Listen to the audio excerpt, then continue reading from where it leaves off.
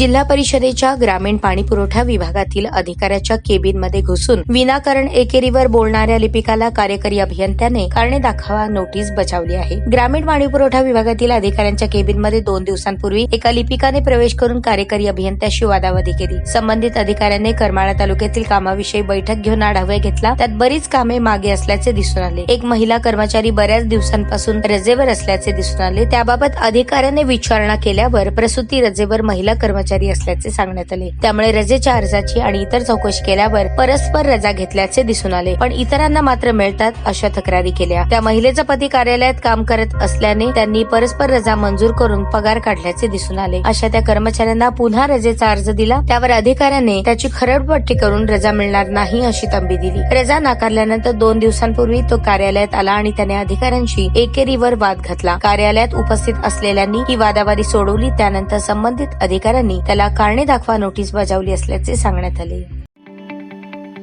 ताज्या बातम्या पाहण्यासाठी प्राईम महाराष्ट्र न्यूज चॅनलला सबस्क्राईब करा।